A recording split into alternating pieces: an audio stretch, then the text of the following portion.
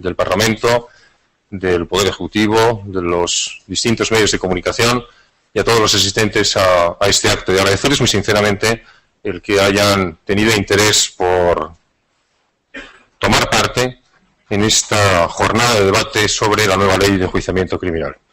Hemos intentado que esta presentación inicial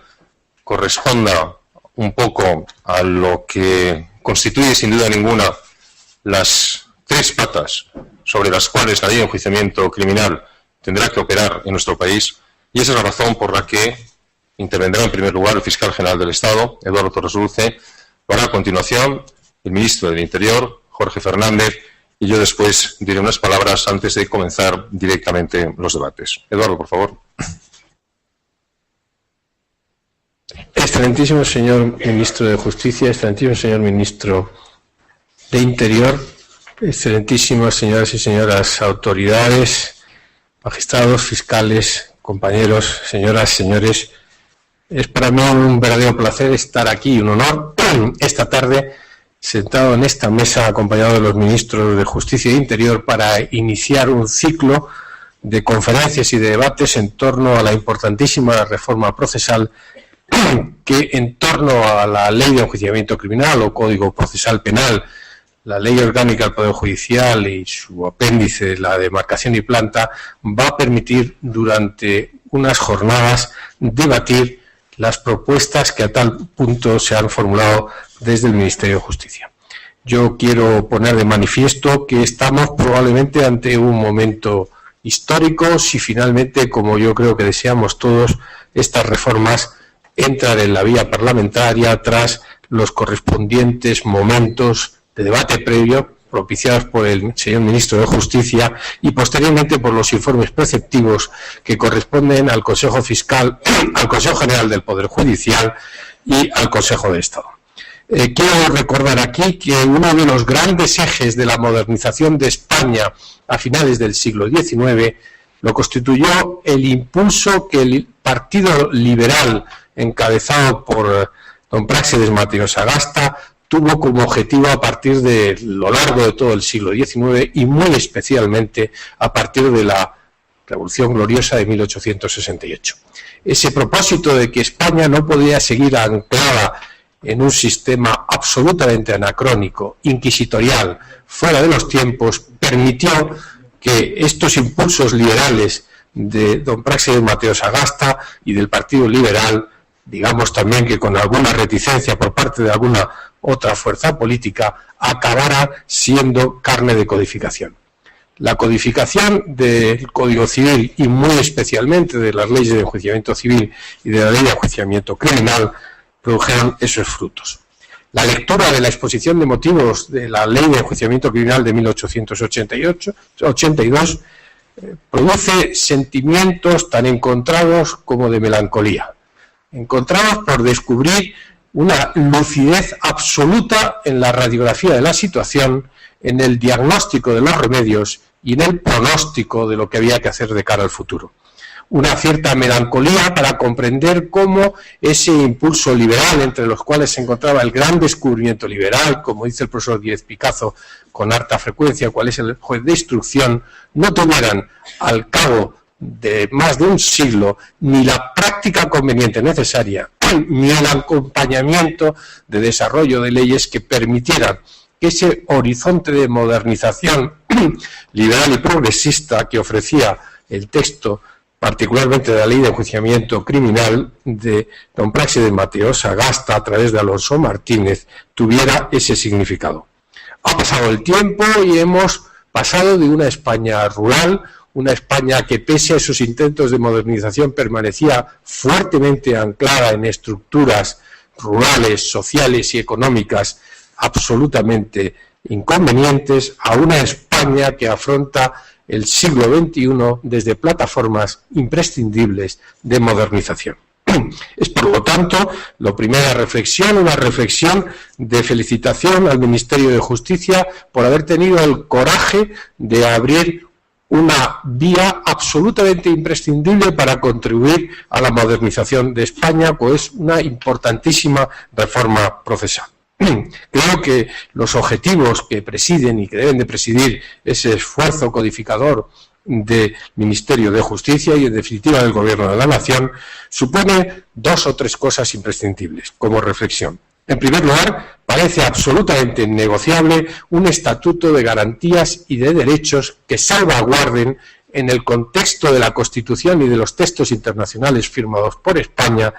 que aquellas personas que van a concurrir en el proceso lo hacen en igualdad de armas, en igualdad de derechos y con respeto absoluto a los derechos fundamentales. Creo que el texto propuesto reúne precisamente un estatuto de garantías ciertamente notables. En segundo lugar, parece absolutamente imprescindible que cualquier reforma, y esta reforma procesal lo es, suponga un verdadero desafío de modernización de perspectivas tanto sociológica como territorial y tecnológica, y creo que eso debe producirse con la necesaria conjunción entre el texto propuesto del Código Procesal Penal juntamente con las reformas orgánicas y la de demarcación y planta. No se entendería una radical transformación del panorama del procedimiento procesal penal sin una reflexión acerca del alcance que supone una nueva demarcación y planta que obedezca a criterios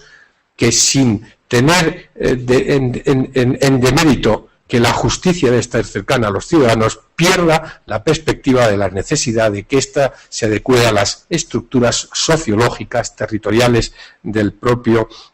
la propia nación española. En tercer lugar,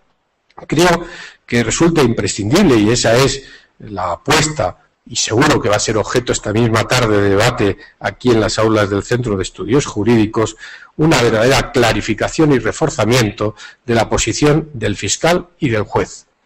tanto en la fase de instrucción o de investigación de los procesos como en la fase de enjuiciamiento y, sobre todo, de ese enorme agujero negro que es la ejecución de las sentencias en todas las jurisdicciones y muy especialmente en la jurisdicción penal.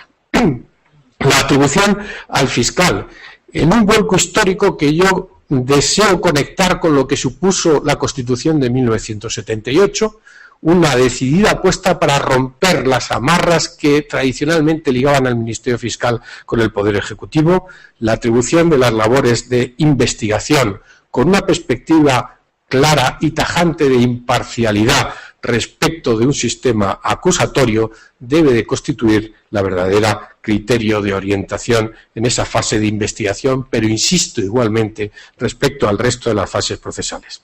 La figura del juez no debe perder la perspectiva que la exposición de motivos de Alonso Martínez en 1882 lo contemplaba como necesario equilibrador de las partes, como de alguna forma el que aclara la posición a favor y en contra en la recepción y práctica de las pruebas, y en definitiva aquel órgano capaz de enjuiciar con independencia e imparcialidad, con vigilancia respecto de los derechos fundamentales, las controversias que desde el punto de vista del ejercicio de la acusación a la defensa le planteen las partes. Y finalmente, en cuarto lugar, cualquier propósito de modificación procesal, y esta lo hace, debe tener en el horizonte los principios de eficiencia y rapidez. La exigencia constitucional de unos procesos sin dilaciones indebidas está conectada con la demanda constante de los ciudadanos para que los tribunales respondamos todos con eficiencia y rapidez, sin merma alguna de las garantías procesales supuestos de esta manera. Creo que es hora ya de establecer una cirugía integral respecto del proceso penal. No es posible asistir a un sistema de parcheo, aunque sea a través de todas esas zonas en que las constantes recomendaciones del Tribunal Europeo de Derechos Humanos están produciendo un defecto, un déficit de calidad en cuanto a las garantías, en cuanto a la invasión de los derechos fundamentales, como actualmente, sin pretexto alguno de jurisprudencias de la Sala Segunda del Tribunal Supremo y del Tribunal Constitucional, sigue padeciendo nuestro texto procesal penal. Ya he dicho y sigo invocando aquí desde esta tribuna que una reflexión acerca de la depuración del libro tercero del Código Penal, una mayor concentración, como apunta el preproyecto o proyecto respecto de los denominados juicios rápidos, y una reflexión respecto de la ley del jurado se hacen imprescindible y este texto así lo hace. Quiero recordar aquí, como estoy haciendo últimamente, que solo el 1% estadístico de la actividad jurisdiccional penal se concentra en los sumarios y jurados. Por lo tanto, la reflexión respecto del libro tercero y sobre todo de los denominados procedimientos abreviados se hace absolutamente imprescindible respecto de los criterios de modernización. Finalmente, quiero resaltar que al lado de este texto será absolutamente imprescindible las medidas de acompañamiento que den visibilidad al texto y que hagan igualmente reales los criterios de eficiencia y de rapidez y de concentración. Quiero aquí, en presencia del señor Ministro del Interior, que soy perfectamente consciente de su preocupación al respecto, como la aparición de nuevas perspectivas respecto de la policía judicial con dependencias respecto del Ministerio Fiscal, de igualmente de agentes tributarios o de intervención, harán más visible, más eficaces y más autónomo de cara a los ciudadanos el trabajo que la inquisición y la persecución de aquellos conflictos sociales de clave penal pudieran ciertamente suscitarse. Creo que este primer texto que se somete, y debo de felicitar al trabajo de la comisión que ha trabajado, todos ellos tienen excelente cualificación técnica para presentar un texto capaz de suscitar tantos comentarios en poco tiempo, debo felicitarles por ello, necesitaba lo que el Ministerio de Justicia ha propuesto y estamos haciendo en todos los campos. La necesidad de un debate limpio, franco, técnico y profesional acerca de la propuesta que se nos somete. Creo que es bueno para los poderes públicos que escuchen desde todos los sectores los comentarios que aquellas partes que vamos a intervenir de forma cotidiana y continua en el proceso, que tenemos evidentemente práctica en el mismo, podamos hacer llamar la atención. Dentro de la Fiscalía General del Estado estamos acabando el primer ciclo en virtud del cual este texto ha sido debatido en juntas de Fiscalía expresando su opinión y nos queda finalmente el último debate en los órganos propios de la Fiscalía, en la Junta de Fiscales de Sala y en el Consejo Fiscal. Todas esas reflexiones las haremos llegar al señor Ministro de Justicia para que tenga la primera opinión a este respecto. Creo, por lo tanto, que es motivo de satisfacción el hecho de que nos congreguemos aquí en estas jornadas para poder debatir, insisto, de forma limpia, franca y con caracteres técnico-profesionales, técnico-jurídicos, una propuesta que va más allá del carácter técnico-corporativo. Una propuesta que afecta directamente a la vida cotidiana de todos los españoles, a los derechos y a las libertades. Es probablemente con el Código Penal aquel de los textos que más incide en ello. Decía el profesor Goldschmidt cómo el Código Penal marca los criterios corporativistas, liberales o autoritarios de un sistema democrático. Y esta aguda reflexión del profesor Goldschmidt cabe aún más hacerla respecto del texto que puede hacer de vehículo precisamente para solucionar los conflictos sociales. Sin un buen Código Penal, sin un buen estatuto de libertades procesales, sin un verdadero equilibrio de las partes, no será posible la libertad, la convivencia democrática, que es, estoy seguro, lo que ha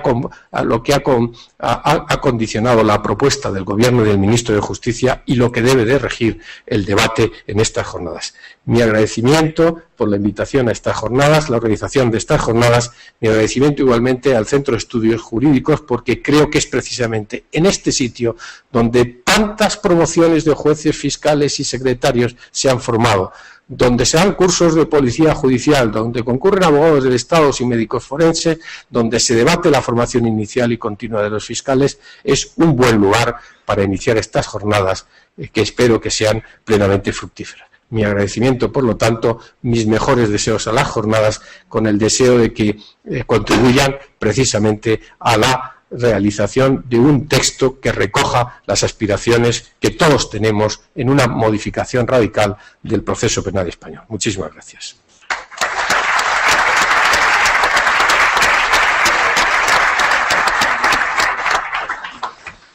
Muchas gracias al señor fiscal general, muchas gracias, querido Eduardo. Y a continuación le pedimos que haga uso de la palabra al señor Ministro de Interior, Jorge Fernández. Muchas gracias. Buenas tardes, señor Ministro de Justicia, señor Fiscal General del Estado, señor Secretario de Estado de Justicia, señor Secretario de Estado de Seguridad, señor Director del Centro de Estudios Jurídicos, autoridades judiciales, señoras y señores, queridos amigos todos. Es para mí, como Ministro de Interior, una satisfacción encontrarme esta tarde en este centro de tanto prestigio jurídico, junto al Ministro de Justicia y al Fiscal General del Estado, para participar en la inauguración de esta jornada de debate que, como ya muy bien ha señalado el Fiscal General,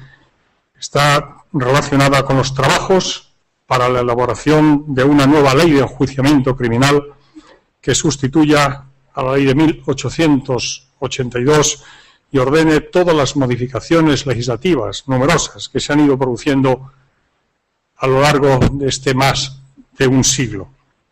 Debo decir que existe desde hace tiempo, como sabe muy bien el Ministro de Justicia, un trabajo conjunto por parte del Ministerio de Justicia y el Ministerio del Interior, en ámbitos de interés común.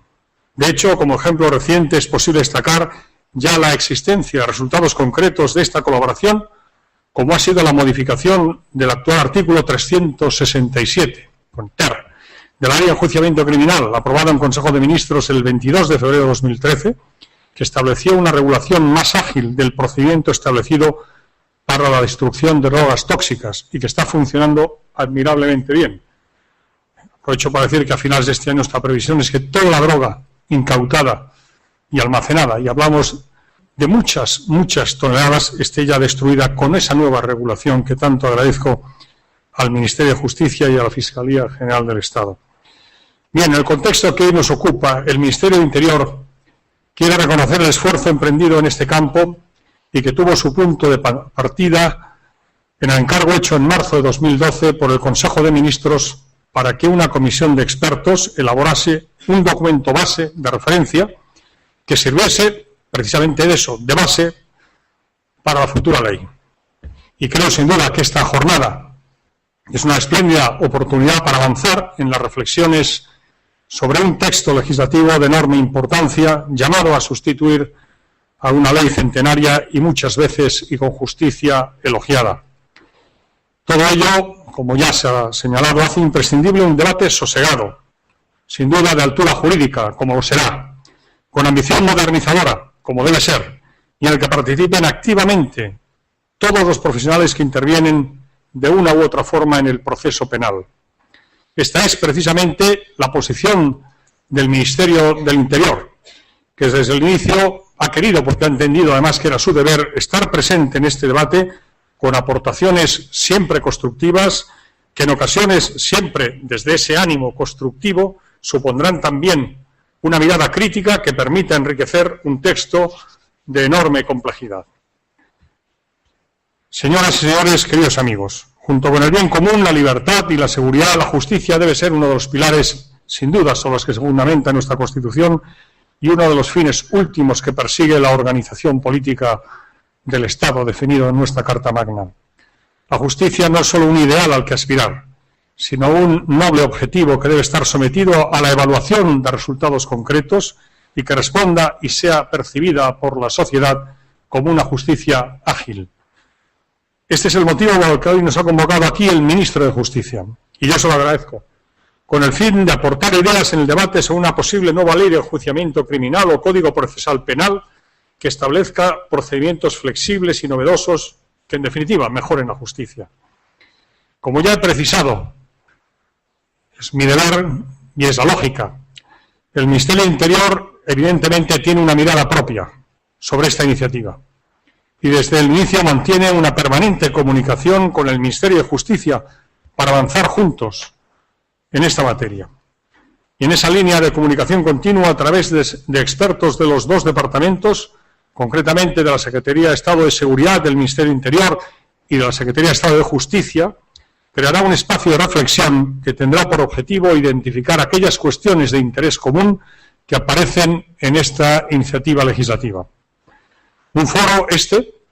que, como es obvio, tendrá una amplia tarea en los meses venideros, y en el que deben quedar perfiladas las competencias y responsabilidades de todos los profesionales que intervienen en el proceso penal de la forma más adecuada para que puedan realizar la mejor contribución a la agilización del proceso, al respeto a las libertades individuales y, en definitiva, al esclarecimiento de las responsabilidades penales. Con el objetivo único, la mejora de un servicio público esencial como es la justicia, y en concreto la justicia penal, pero desde el pleno respeto a las capacidades y competencias específicas de cada uno de los profesionales que intervienen en ese proceso. Sí me parece pertinente insistir, y es mi deber como ministro del Interior, insistir en que debemos partir de una premisa esencial, en este como en otros campos de la acción del Estado, como es la convicción de que España cuenta con unos cuerpos y fuerzas de seguridad del Estado que destacan por su elevada profesionalidad y su excelencia, al servicio del mandato constitucional, artículo 104, de manera especial, de proteger el libre ejercicio de los derechos y libertades de los ciudadanos y garantizar la seguridad ciudadana. De hecho, no en vano, la Guardia Civil y el Cuerpo Nacional de Policía, que conjuntamente lo integran más de 150.000 hombres y mujeres, han sido las dos instituciones más valoradas por los ciudadanos españoles en el último barómetro del Centro de Investigaciones Sociológicas. Guardia Civil la primera, Cuerpo Nacional de Policía segunda, Fuerzas Armadas tercero, y a partir de ahí estamos hasta llegar a nosotros, pues como estamos. Pero los cuerpos y fuerzas de seguridad del Estado encabezan la valoración de los españoles en el último barómetro. Por algo será. En cumplimiento de ese mandato constitucional, nuestras fuerzas y cuerpos de seguridad del Estado trabajan por y para la justicia y al servicio de la justicia. Y son esenciales para su consecución, porque todos sabemos que la seguridad solo se entiende al servicio de la libertad y no hay libertad sin seguridad. Tanto el Cuerpo Nacional de Policía como la Guardia Civil, en sus funciones de policía judicial, desempeñan una labor imprescindible. De hecho, todos los policías y guardias civiles, desde su incorporación a las academias de formación, son imbuidos de la importancia de trabajar junto a jueces y fiscales, al servicio de unos mismos principios y valores constitucionales, independientemente de las responsabilidades y autoridad de cada uno y de las unidades en las que prestan sus servicios los policías y los guardias civiles. Por este motivo, y siempre que se les requiere, como es obvio, se encuentran al servicio del Ministerio Público y del ciudadano en el proceso penal, y por supuesto, su papel es especialmente relevante en el ámbito de la investigación. La formación permanente de las unidades específicas de Policía Judicial. Quiero resaltar, y tengo el deber de decirlo como ministro de Interior en esta ocasión, constituye un elemento enriquecedor que redunda en una mayor eficacia en la prestación de los servicios, no solo de estas unidades de Policía Judicial, tanto de la Policía como de la Guardia Civil, sino del conjunto de la institución policial. En sentido contrario, el carácter multidisciplinar de la experiencia adquirida en otros sectores de la seguridad ciudadana revierte en una alta cualificación de los efectivos especializados en Policía Judicial. Es decir, los intercambios de experiencias y técnicas policiales entre unidades de Policía Judicial y otras especialidades facilitan una sinergia positiva de la que se ven beneficiados, en definitiva, tanto jueces como fiscales, y por último, la sociedad española en su conjunto, que es el destinatario final. En suma, creo que es sensato propugnar un sistema de investigación moderno, ágil y equilibrado, cuya regulación deberá tener en cuenta los indudables avances técnicos que se han producido en este campo y las nuevas herramientas disponibles. Del mismo modo, puedo decir con plena convicción que no es posible avanzar en la reflexión sobre la nueva regulación del proceso penal sin incorporar la voz autorizada de la Policía Judicial, de manera particular en aquellos aspectos que le competen y que, como todos ustedes saben, son esenciales para el buen desarrollo de la investigación criminal.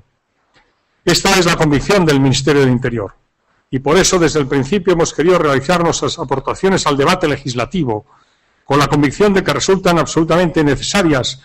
para que esta importantísima y trascendental innovación legislativa, como bien señalaba el fiscal general del Estado, llegue a buen puerto, sin perjuicio de que ello exija un intercambio sereno, constructivo y, por supuesto, algunas veces necesariamente crítico, desde la lealtad y la verdad, desde la sinceridad. Intercambio sereno, constructivo y crítico de puntos de vista, presidido siempre, eso sí, por el ánimo de que los ciudadanos tengan una ley procesal penal que contribuya a que la justicia sea un servicio público cada día de más y mejor calidad. Y finalizo ya, señor ministro, señor fiscal general, señoras y señores. Esta jornada es sin duda un punto de partida importantísimo para un intenso y fructífero intercambio de opiniones sobre un ambicioso y complejo proyecto, como es la reforma de la hasta ahora vigente Ley de Enjuiciamiento Criminal. Queda mucho trabajo por delante, pero hoy será un paso decisivo. Sin duda, nuestro sistema de administración de justicia se beneficiará de procedimientos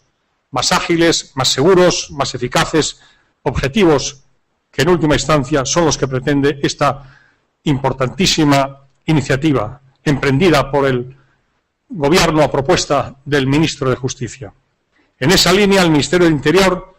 y los cuerpos y fuerzas de seguridad del Estado contribuirán a ello por ser, como he dicho, junto a jueces, fiscales y secretarios judiciales, parte decisiva del proceso penal y responsables, por tanto, cada uno en la medida de sus responsabilidades, por tanto, de su adecuada regulación.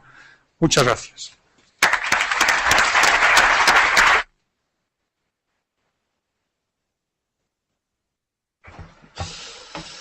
Reitero mi agradecimiento, en primer lugar, a los dos intervinientes, a mi compañero de gabinete, el ministro de Interior, y al fiscal general del Estado, y, por supuesto, a todos los asistentes a este acto. Creo que después de las palabras del fiscal general y del ministro de Interior, me corresponde a mí quizá hacer un relato de por qué estamos aquí y cómo hemos llegado hasta aquí.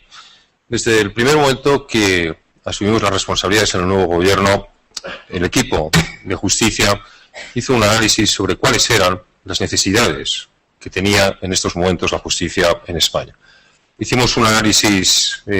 profundo, un análisis sobre aquellas medidas de carácter inmediato que tenían que ser adoptadas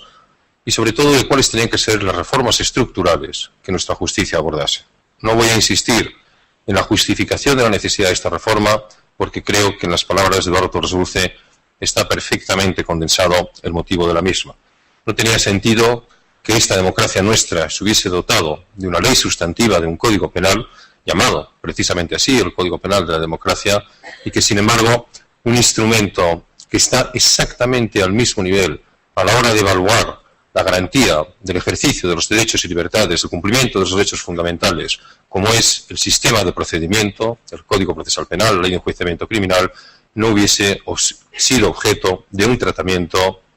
ex novo, sobre todo una ley que viene, como se ha dicho, desde 1882, que no voy a hacer un relato de las veces que se ha modificado desde entonces, pero solamente les digo que desde que se aprobó nuestra Constitución de 1978 se ha modificado ya en 47 ocasiones. Hora es, por tanto, de que abordemos esa reforma que creo con toda sinceridad que a cualquier responsable político, tanto en lo que nos compete a nosotros como gobierno, es decir, la labor de impulso legislativo, como en lo que compete al legislador, cuya presencia de los distintos grupos en este acto agradezco de forma muy especial, nos tiene que dar lo que yo he venido a llamar un cierto vértigo responsable. Un vértigo responsable porque nos estamos asomando a una de las grandes leyes, a una de las grandes revoluciones, esas revoluciones silenciosas que no ocupan grandes espacios en las páginas de los periódicos, pero que son capaces de modificar permanentemente la realidad de un país, como fue la aprobación en 1882 de nuestra Ley de Enjuiciamiento Criminal.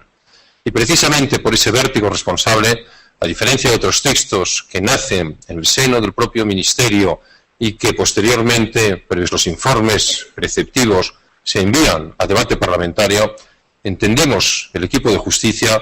que debíamos hacer dos cosas. En primer lugar, convocar a los mejores, a los que pensamos que en ese momento más y mejor nos podían dar de una forma generosa, altruista y tengo que decir que absolutamente eficiente, las bases sobre las cuales nosotros deberíamos de abrir este debate. Esa fue la razón por la que, por un acuerdo que no quisimos que fuera solo del Ministerio de Justicia, sino que, como recordaba el Ministro de Interior, llevamos a Consejo de Ministros, convocamos dos comisiones de expertos, una de las dos leyes troncales que significan la gran modificación de la justicia en esta legislatura, una para la Ley Orgánica del Poder Judicial y la Ley de Demarcación y Planta, por un lado, y otra para la Ley de Enjuiciamiento Criminal. La magistratura,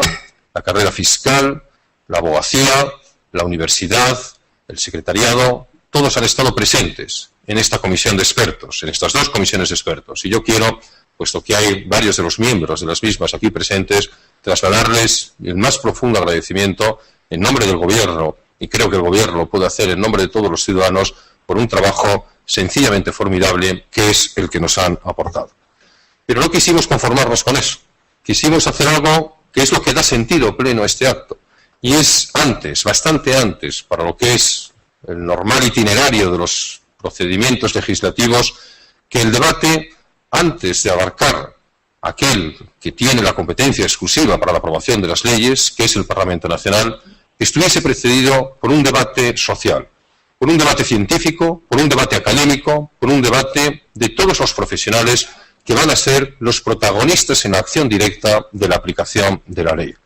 Simultáneamente a este acto que se celebra en este Centro de Estudios Jurídicos, y coincido en que es el mejor espacio para poder celebrarlo, se están celebrando también debates sobre esta misma ley en numerosos foros académicos, en numerosos foros sectoriales. Están en estos momentos los distintos colegios de periodistas debatiendo sobre aquellos capítulos de la ley que les afecta directamente. Hay cursos organizados en muchas universidades en las que están invitados a participar muchos de los presentes y muchos profesionales de la justicia. Los distintos representantes orgánicos de los distintos actores jurídicos, como bien nos recordaban lo que hace referencia a la carrera fiscal, el fiscal general del Estado, están participando también abogados, procuradores, secretarios, todos aquellos que van a ser los auténticos protagonistas en la ejecución de la ley, están en estos momentos conjuntamente con nosotros pensando en la regulación del procedimiento penal en España. Y creo que esto en sí mismo es una gran noticia. Y creo que esto es lo que nos va a permitir al Gobierno, una vez que este debate se haya celebrado, una vez que hayamos recibido las conclusiones, las reflexiones, las aportaciones, las críticas, las propuestas de modificación, las propuestas de adición, las propuestas de sustitución de la propuesta que a su vez nos ha hecho la Comisión de Expertos, es lo que nos va a permitir presentarnos ante el Congreso de los Diputados, previo a los informes, como digo, preceptivos, con un texto debatido, conocido, meditado por la sociedad, para que esa tramitación parlamentaria, que será sin duda ninguna la responsable de la aprobación de la ley, pueda, con la calma, con el tiempo y con la profundidad que también requerirá un debate de esta naturaleza, asumir una responsabilidad tan importante. Y me corresponde rápidamente en este acto darles noticia de algunos de los elementos a modo de introducción provocadora de esta jornada, sobre los cuales, sin duda ninguna, se va a producir un debate a lo largo de la misma. Y empiezo por el nombre, porque si hablaba de vértigo responsable, ¿a cuántos de los que estamos aquí, que hemos vivido el mundo jurídico con esa profunda admiración a la labor del legislador del 19, no nos sorprende modificar el nombre de nuestra ley de enjuiciamiento criminal, asumir la propuesta que nos hace la Comisión de Expertos y llamarla Código Procesal Penal, plenamente justificada, por otra parte, porque efectivamente estamos ante un código, puesto que no estamos hablando solamente de una modificación de la ley de enjuiciamiento criminal, sino que otros textos legislativos se incorporan al mismo, concretamente la ley de habeas corpus y la ley del jurado. Estamos hablando de un código procesal, puesto que no regula solamente el enjuiciamiento, sino absolutamente todo el proceso, es decir, desde el inicio de las diligencias de investigación hasta la ejecución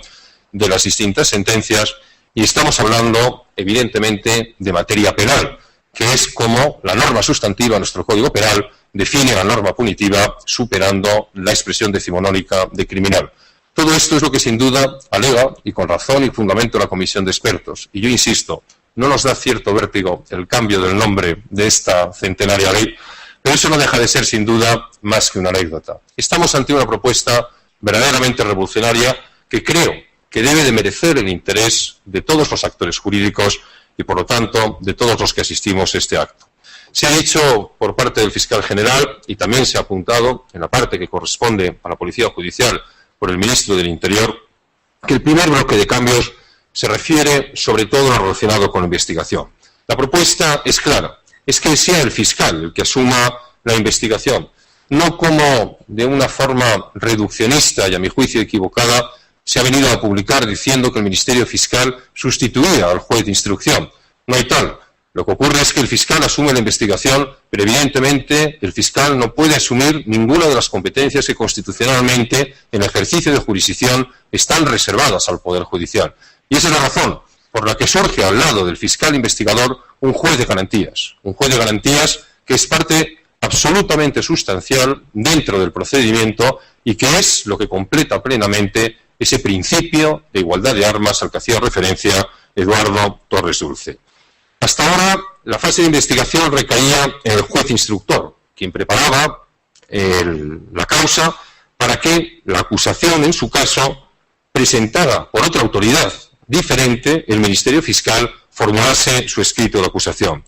Pues bien, el planteamiento es lógico. Es evidente que quien está llamado a determinar cuál es el objeto de la acusación y por qué delito se acusa, estará necesariamente en mejores condiciones de orientar la investigación. Con este cambio sustancial, y esto es muy importante, también se propone incrementar las garantías procesales. Hoy, salvo excepciones, es el propio juez instructor quien se califica a sí mismo.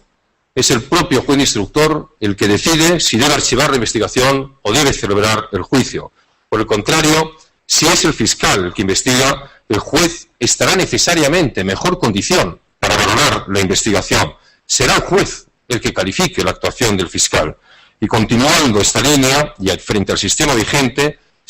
lo que se propone en la propuesta de la Comisión de Expertos es que sea el fiscal el que convenza al juez de garantías sobre la procedencia de diligencias de investigación que afecten a derechos fundamentales, como puede ser la intervención de comunicaciones o el registro de domicilios. Y lo mismo ocurre con las medidas cautelares. Si bien ahora el juez solo puede acordar aquellas solicitadas por el fiscal, su decisión está en parte condicionada por ser el responsable de la investigación. El resultado de este nuevo modelo de instrucción es un mayor control de las medidas cautelares y, por lo tanto, y esto es muy importante que lo remarquemos, una mayor garantía de los derechos fundamentales, pues siempre decidirá una autoridad distinta, el juez, a aquel que realiza la investigación, es decir, el Ministerio Fiscal.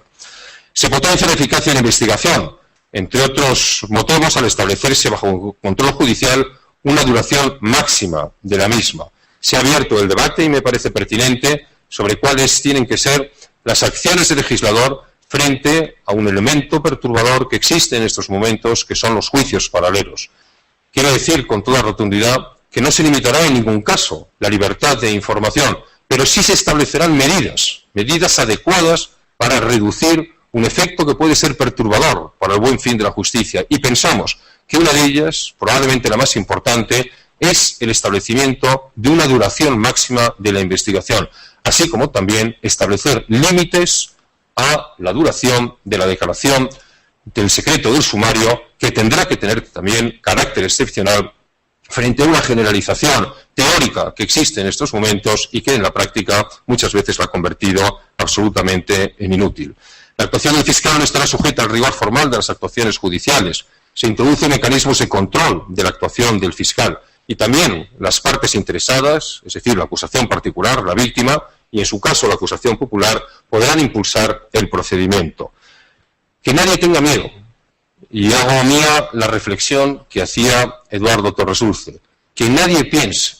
que asumir por parte del Ministerio Fiscal la investigación va a significar ningún tipo de riesgo de intervención política. En ningún sentido. Ni en el sentido de impulsar una acción distinta de aquella que debe promover el Ministerio Fiscal única y exclusivamente en defensa de la acción de la justicia, ni tampoco lo ha previsto extraordinariamente bien la Comisión de Expertos ante un posible riesgo de inacción por parte del Ministerio Fiscal, porque hay mecanismos expresamente previstos y no solamente referido a posibles otras acusaciones, la acusación particular o la acusación popular, sino que el propio juez de garantías tiene mecanismos, en este caso, bien dicho, para excitar la propia acción investigadora del Ministerio Fiscal si ésta no estuviese acorde con la gravedad de los hechos, de acuerdo con el propio juez de garantías.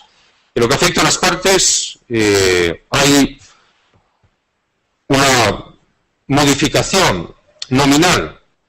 que tendremos que estudiar también y abrir un debate sobre la misma del término imputado por el de encausado, pero lo que es más importante es una regulación del estatuto procesal de las personas jurídicas encausadas. La acción popular cobra pleno sentido en los delitos de funcionarios públicos, en los delitos de corrupción, en los delitos electorales o en los delitos contra intereses difusos, es decir, allí donde existe un interés público que ha sido violentado como consecuencia de la posible comisión de ese delito. Se ha buscado mecanismos, insisto en ello, para que se garantice un proceso justo, protegiendo adecuadamente la intimidad de los intervinientes. Se potencian mecanismos para terminar el proceso sin que sea necesario celebrar el juicio, como por ejemplo la conformidad.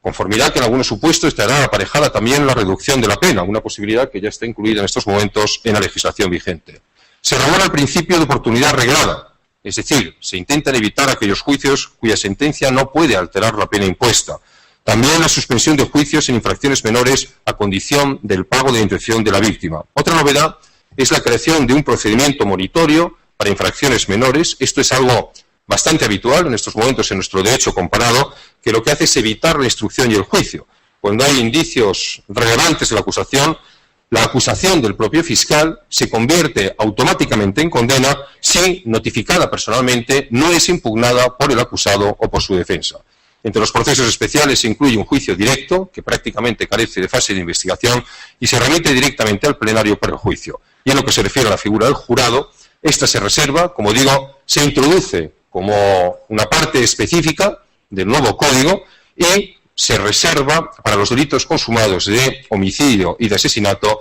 y se simplifica, a la vista de la experiencia de estos años, la regulación del veredicto.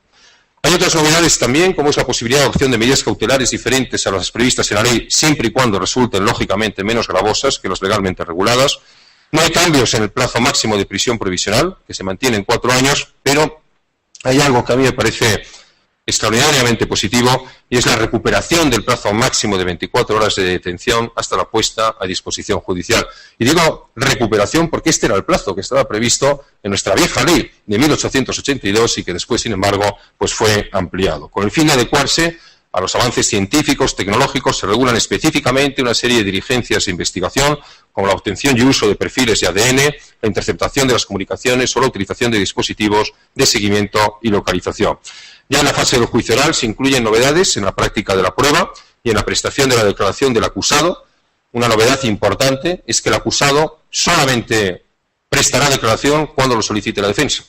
Si no lo solicita la defensa, el fiscal no podrá por sí mismo solicitar la declaración del acusado. Ahora bien, si el acusado declara, naturalmente podrá ser interrogado no solamente por la defensa que lo ha solicitado, sino por cualquiera de las acusaciones. Esto, en definitiva, es una aplicación práctica del principio de que nadie está obligado a declarar contra sí mismo. El texto también regula un nuevo régimen de recursos. En lo que afecta a las resoluciones interlocutorias, se autoriza la interposición directa del recurso de apelación sin necesidad de un recurso previo de reforma, que muchas veces era una maniobra estrictamente dilatoria. Aunque, y esto es curioso también, el propio juez ante el que se ha interpuesto el recurso podrá optar o bien por remitir al órgano superior el recurso de apelación o bien por resolver el mismo el recurso de apelación, lógicamente en el supuesto de que lo estime. Cuando procede a la estimación, en ese caso, el recurso de apelación automáticamente se convierte en un recurso estimatorio de reforma. Compramos, por fin, señoras y señores, por fin, con el Convenio Europeo de Derechos Humanos, para prever un nuevo régimen de revisión de sentencias, se introduce la segunda instancia penal. Hay que recordar que el Tribunal Constitucional declaró que ninguna segunda instancia, ningún orden jurisdiccional era obligatorio para el legislador, excepto la penal. Y paradójicamente tenemos segunda instancia en todos los órdenes jurisdiccionales, excepto en el penal, y en concreto el recurso de apelación permitirá revisar la valoración de la prueba cuando se interponga contra sentencias condenatorias, mientras que por el contrario no se permitirá dicha valoración de la prueba cuando se recurran sentencias absolutorias. En todo caso, cuando se aprecie que la prueba ha sido valorada irracional o arbitrariamente, podrá anularse la sentencia y devolverla al juez o al tribunal de instancia.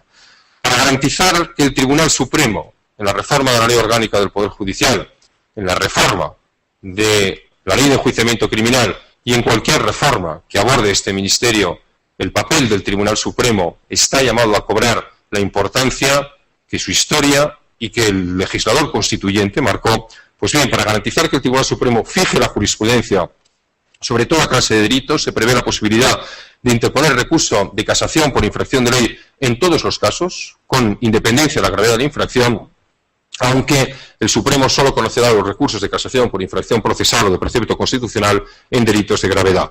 Está prevista también la ejecución de las sentencias del Tribunal Europeo de Derechos Humanos, que se introduce como una causa de revisión. Y en relación con una referencia que hacía el Fiscal General del Estado, en la fase de ejecución se propone, entre otras cosas, que un mismo juez de ejecución de penas asuma la competencia para ejecutar todas las impuestas a un mismo penado. Y para hacer viable esta propuesta se creará un registro nacional de ejecuciones penales.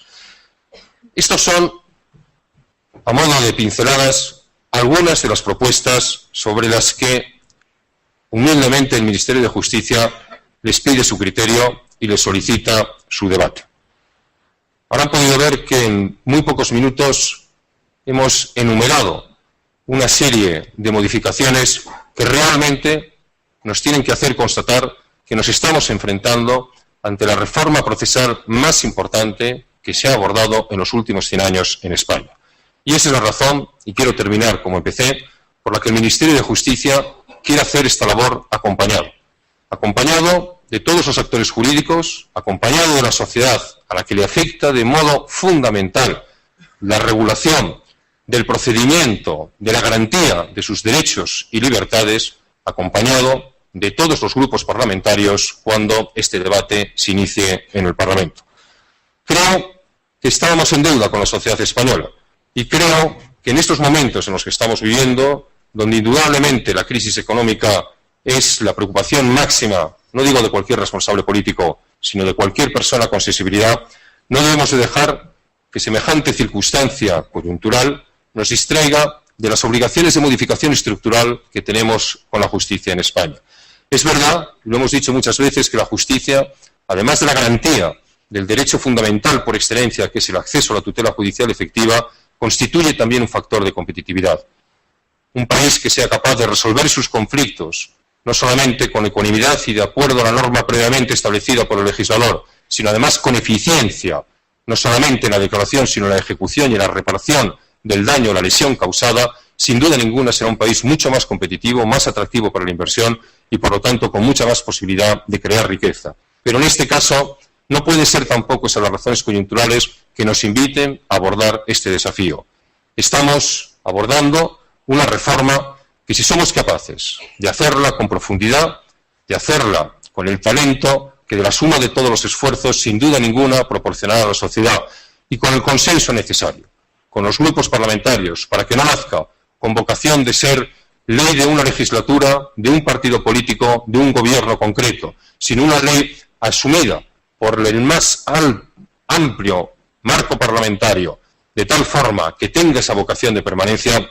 creo que habremos hecho un gran servicio a la justicia en España. Y esa es la razón por la que quiero terminar reiterando mi agradecimiento de forma muy especial al ministro del Interior, que ha puesto en extraordinario valor el papel que las fuerzas y cuerpos de seguridad del Estado tienen en general en nuestra convivencia y en la garantía de nuestros derechos y libertades, pero de forma muy especial en el procedimiento penal, al Fiscal General del Estado, que tengo que decir, y lo digo además satisfecho y orgulloso, que no solamente en su actual cometido como Fiscal General del Estado, sino que en todo su discurso jurídico construido a lo largo de muchos años es, tengo que decirlo, buen inspirador de parte importante de las reformas que se incluyen en esta ley de enjuiciamiento criminal, y a todas las personas que de forma generosa han aceptado participar en esta jornada y de esta forma darnos luz sobre una materia que, como les decía, nos produce un vértigo responsable, pero ese vértigo no nos va a frenar en ningún momento